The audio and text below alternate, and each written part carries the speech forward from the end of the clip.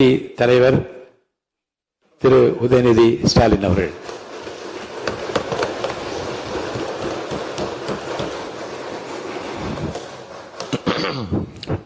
மாண்புமிகு பேரவைத் தலைவர் அவர்களே, துணைத் தலைவர் அவர்களே, முதலமைச்சர் அவர்களே,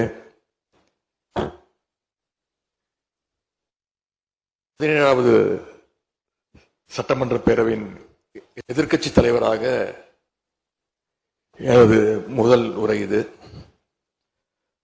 பகுத்தறிவு பகலவன் தந்தை பெரியார், தமிழ்நாட்டுடைய தலைமகன் பேரறிஞர் அண்ணா, வீண தமிழ்நாட்டுடைய சிற்பி முத்தமிழறிஞர் டாக்டர் கலைஞர்,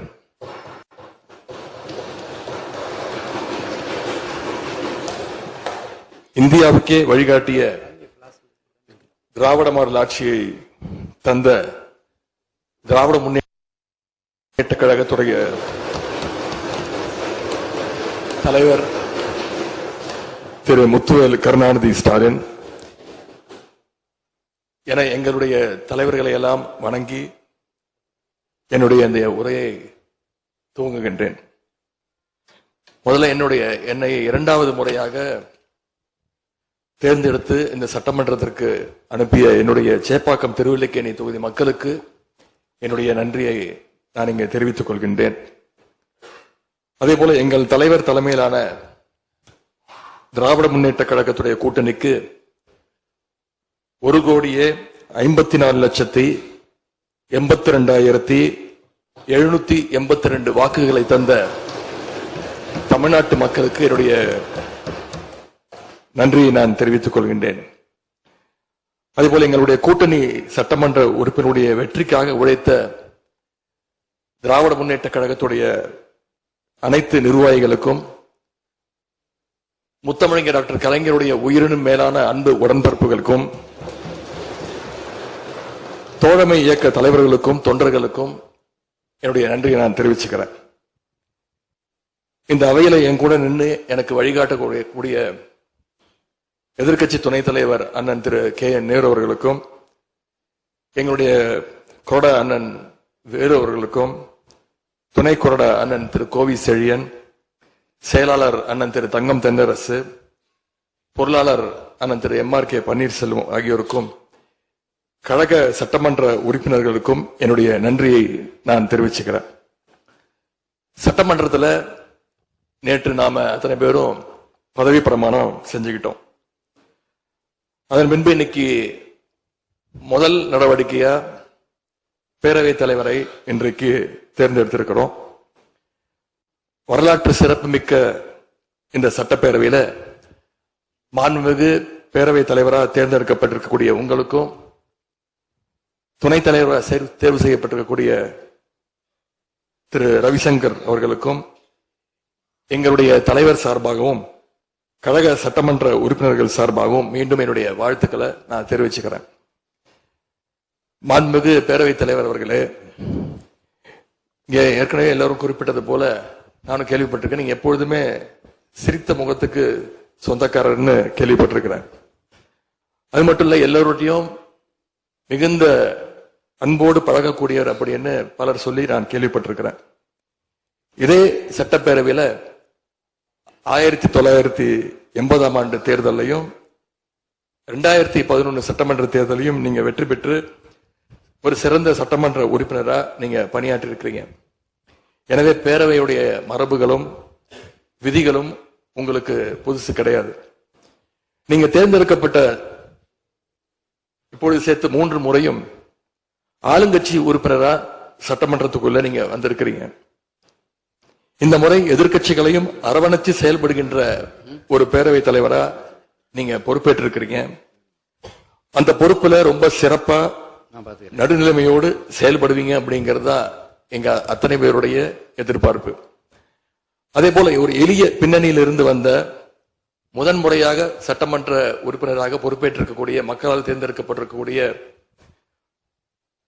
திரு மாண்புமிகு ரவிக்குமார் அவர்கள் பேரவையினுடைய துணைத் தலைவராக உங்களுக்கு உறுதுணையாக இருந்து இந்த அவையை வழிநடத்துவார் அப்படின்னு நாங்க அத்தனை பேரும் நம்புறோம்.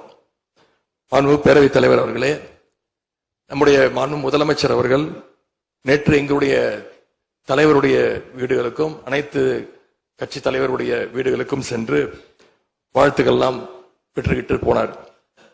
அந்த அரசியல் நாகரிகம் இந்த பேரவையிலும் தொடரணும் அப்படிங்கிறதா எங்களுடைய எண்ணம், எதிர்பார்ப்பு. ஏற்கனவே நான் சொல்லியிருந்தாலும் மறுபடியும் சொல்ல விரும்புறேன்.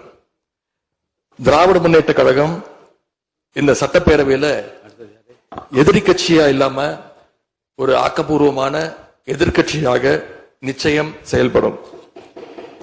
எங்க தலைவர் அவர்கள் சொன்ன மாதிரி திராவிட முன்னேற்ற கழகம் என்னைக்குமே ஒரு ஆக்க சக்தி தான்.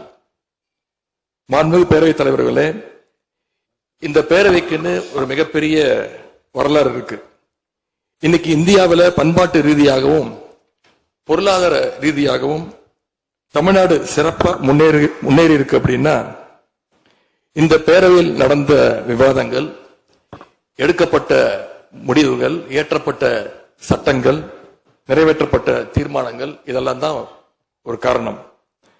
பிற மாநிலங்களுக்கெல்லாம் ஒரு எடுத்துக்காட்டாக வழிகாட்டக்கூடிய வகையில செயல்பட்டு இந்தியாவையே திரும்பி பார்க்க வச்ச சட்டமன்ற பேரவை இந்த தமிழ்நாட்டு சட்டமன்ற பேரவை. அப்படிப்பட்ட இந்த பேரவையில ஆரோக்கியமான ஆக்கப்பூர்வமான விவாதங்களுக்கு இடம் கொடுத்து ஜனநாயக மாண்புகளுக்கு முக்கியத்துவம் கொடுத்து பேரவைத் தலைவர் அவர்கள் என்றைக்கும் நடுநிலைமையோடு செயல்பட வேண்டும் என்று நாங்கள் அனைவரும் விரும்புகின்றோம்.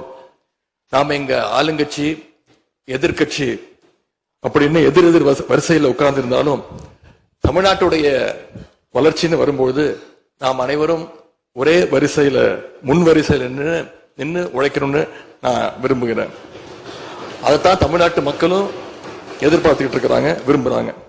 திராவிட முன்னேற்ற கழகமும் அதைத்தான் விரும்புது. எங்களுடைய தலைவர் அவர்கள் கடந்த 5 ஆண்டுகள்ல அடிக்கடி சொல்ற ஒரு வார்த்தை, இது எனது அரசு அல்ல நமது அரசு என்று எங்களுடைய தலைவர் அவர்கள் அடிக்கடி சொல்லுவார். அதை நிரூபிச்சியும் காட்டியிருக்கிறார். சென்ற திராவிட மாடல் அரசுங்கிறது வாக்களிச்ச மக்களுக்கு மட்டும் இல்லாம வாக்களிக்காத மக்களுக்குமான அரசாகத்தான் செயல்பட்டு வந்தது.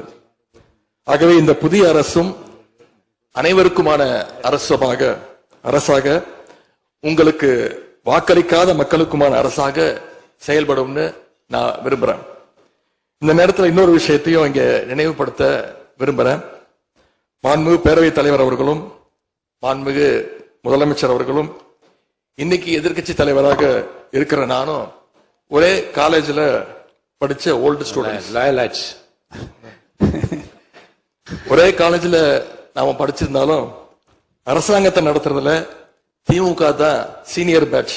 அது உங்களுக்கு தெரியும். 1967 ஆட்சிக்கு வந்தது திமுக தான். நாங்க தான் சீனியர்ஸ்.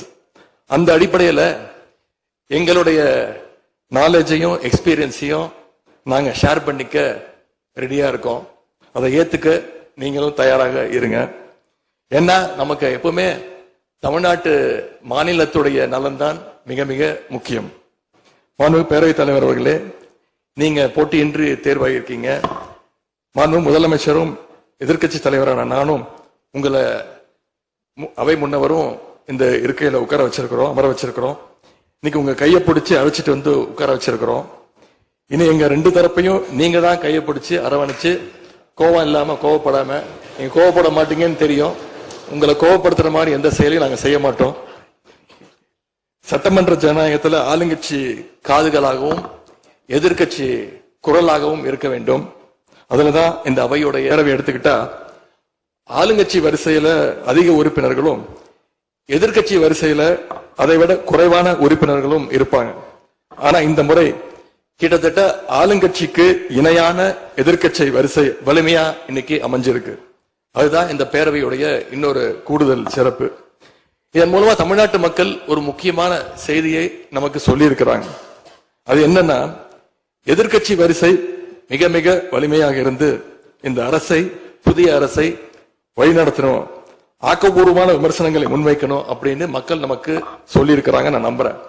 ஆகவே மக்களுடைய எண்ணத்தை பிரதிபலிக்கிற மாதிரி எங்களுடைய பணிகள் நிச்சயம் இருக்கும்.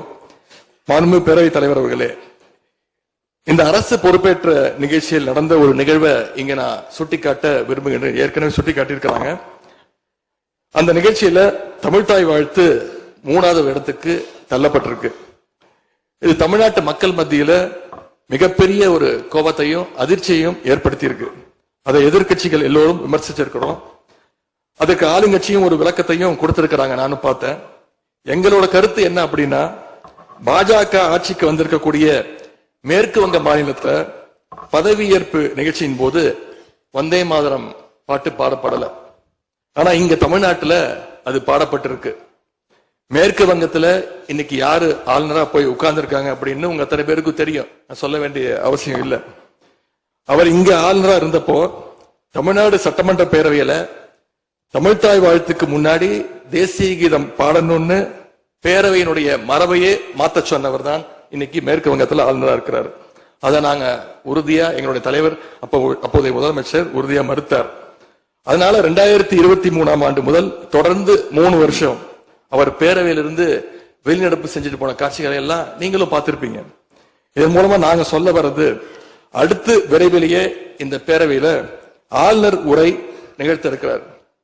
ஆகவே ஏற்கனவே உங்களுடைய அரசினுடைய பதவியேற்பு விழாவில் நடந்த அந்த சம்பவம், அந்த தவறு மீண்டும் இந்த பேரவையில நடப்பதற்கு நீங்க அனுமதிக்க கூடாது. நாங்கள் அனுமதிக்க மாட்டோம். பேரவையில் மட்டுமல்ல, தமிழ்நாட்டில் நடக்கக்கூடிய எந்த நிகழ்ச்சியாக இருந்தாலும் சரி, அரசு நிகழ்ச்சியாக இருந்தாலும் சரி, எந்த நிகழ்ச்சியாக இருந்தாலும் சரி, தமிழ்தாய் வாழ்த்து என்றைக்கும் 2வது இடத்திற்கு நாம தள்ளி போக விடக்கூடாது. இந்த அரசு அதற்கு அனுமதிக்க கூடாது என்று நான் இங்கே கேட்டுக்கொள்கின்றேன். ரொம்ப விழிப்போடு இருந்து நம்முடைய உரிமையை மரபை பாதுகாக்கணும்னு உங்களை எல்லாம் வலியுறுத்தி நான் கேட்டுக்கொள்கின்றேன்.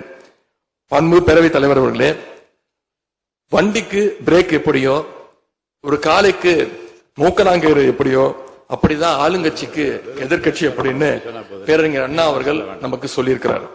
ஆகவே பேரறிஞர் அண்ணா சொன்ன வழியில ஆளுங்கட்சியினுடைய செயல்பாட்டை உற்று நோக்கி உங்களுடைய நிறைகளை குறைகளை சுட்டு காட்டுகின்ற ஒரு ஆக்கப்பூர்வமான எதிர்கட்சியாக நாங்கள் நிச்சயமாக செயல்படுவோம். இந்த அவைக்கு புதியவங்க, ஃபர்ஸ்ட் டைம் எம்எல்ஏஸ் நிறைய பேர் வந்திருக்கிறீங்க. அதுல மிகுந்த மகிழ்ச்சி.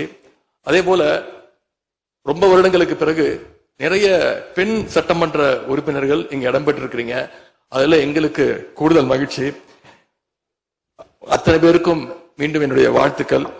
தமிழ்நாட்டுடைய உரிமைகளுக்காகவும் வளர்ச்சிக்காகவும் நாம எல்லாரும் சேர்ந்து ஒன்னா பயணிப்போம். எது எப்படி ஆனாலும் திராவிட இயக்கத்தினுடைய அடிப்படை கொள்கைப்படி எல்லோருக்கும் எல்லாம் கிடைக்கிறதை உறுதி செய்கின்ற வகையில எதிர்கட்சி வரிசையில இருந்து நாங்கள் நிச்சயம் செயல்படுவோம். நடந்து முடிந்த தேர்தலில் ஆட்சி அமைப்பதற்கான பெரும்பான்மையை ஆளுங்கட்சிக்கு மக்கள் வழங்காமல் போனாலும் திராவிட முன்னேற்ற கழகத்துடைய தலைமையில் தேர்தலை சந்திச்சு வென்ற தோழமை இயக்க சட்டமன்ற உறுப்பினருடைய ஆதரவோடு ஆட்சி அமைத்திருக்கக்கூடிய புதிய அரசிற்கும் மாண்பு முதலமைச்சர் அவர்களுக்கும் என்னுடைய வாழ்த்துக்களை நான் மீண்டும் தெரிவித்துக் கொள்கின்றேன். மாண்புமிகு பேரவைத் தலைவர் அவர்களுக்கும் பேரவை துணைத் தலைவர் அவர்களுக்கும் என்னுடைய நன்றி. உங்களுடைய பணிகள் சிறக்கட்டும். மீண்டும் என்னுடைய வாழ்த்துக்களை தெரிவித்துக் கொள்கிறேன். நன்றி, வணக்கம். வெல்க தமிழ், வாழ்க தமிழ்நாடு. மக்களை பிரிக்கும் சனாதானம் நிச்சயம் ஒழிக்கப்பட வேண்டும். நன்றி, வணக்கம்.